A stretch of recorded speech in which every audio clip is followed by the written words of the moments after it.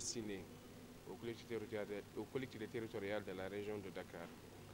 Après l'atelier que nous avons tenu à Ziguinchor, nous avons tenu à continuer les activités de sensibilisation et d'échange avec les collectivités territoriales. Comme vous le savez, en 2021, une loi a été votée relative à l'économie sociale et solidaire. Et cette loi prévoit que les collectivités territoriales doivent prendre en compte dans leur programme de développement local la dimension économie sociale et solidaire. C'est dans cet objectif que cet atelier a été tenu pour les sensibiliser, les accompagner pour la formulation de la dimension économie sociale et solidaire dans les plans locaux de développement. Comme je l'ai dit tout à l'heure, cet atelier, c'est la deuxième que nous venons de tenir ici à Dakar, après l'atelier que nous avons tenu il y a 3 semaines à Ziguinchor.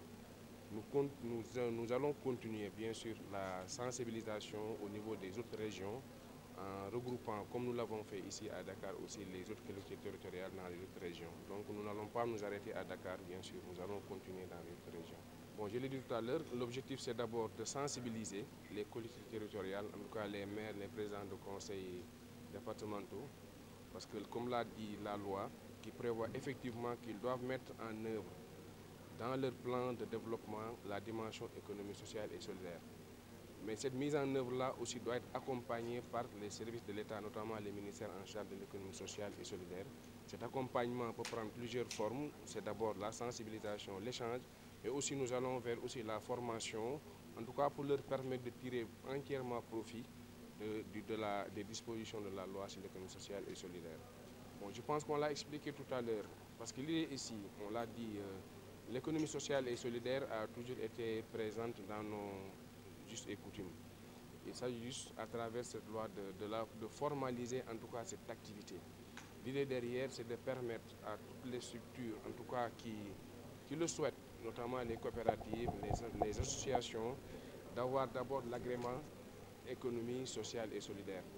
En disposant de l'agrément économie sociale et solidaire, vous allez bénéficier d'une panoplie de mesures, notamment un encadrement par les services du ministère, un encadrement financier et un encadrement non financier. On l'a rappelé, au niveau du ministère, nous disposons d'un certain nombre de programmes, notamment on l'a parlé de Promise, du FIMF et même d'un fonds qui est destiné aux acteurs de l'économie sociale et solidaire qui permet de les accompagner financièrement, mais aussi, comme on l'a dit, au-delà même de l'accompagnement financier du ministère, pour permettre aux acteurs de l'économie sociale et solidaire qui disposent d'un agrément aussi, pouvoir accéder à la commande publique.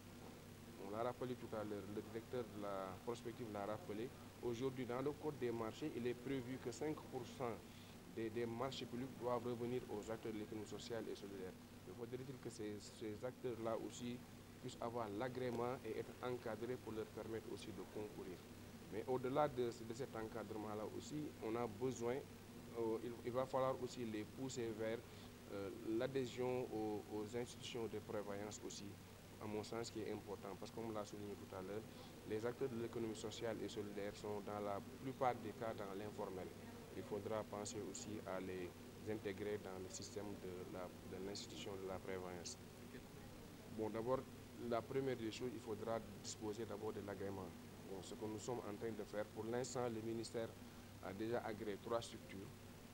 Et nous avons reçu des demandes autour d'une centaine que nous allons examiner, bien sûr, en respectant tout ce qui est prévu comme disposition par la loi pour éventuellement agréer d'autres structures et peut-être, comme je l'ai dit tout à l'heure, leur permettre de bénéficier de tout ce dont j'avais parlé tout à l'heure.